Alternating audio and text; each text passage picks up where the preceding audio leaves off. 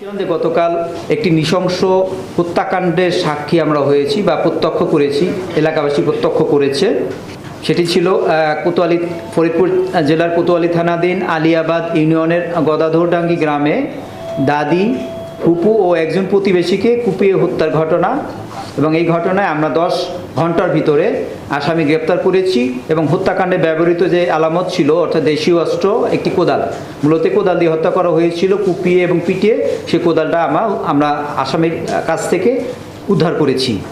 তো এই যে উদ্ধার পরিচালনা বা এই মামলা ডিটেকশনে এই ক্ষেত্রে আমরা জেলা পুলিশের সাথে র্যাপিড অ্যাকশন ব্যাটালিয়ন ফরিদপুর শাখার ঐকান্তিক সহযোগিতায় আমরা খুব দ্রুততম সময়ের ভিতরে এই হত্যাকাণ্ডের রহস্যোদ্ঘাটন করেছি। এজন্য আমি আমাদের সহকর্মী রয়েছে র্যাপিড অ্যাকশন ব্যাটালিয়নের এএসপি লুৎফর সাহেব সহ তার টিমকেও আমি ধন্যবাদ জানাচ্ছি যে আমাদের জেলা পুলিশকে সহযোগিতা করার জন্য।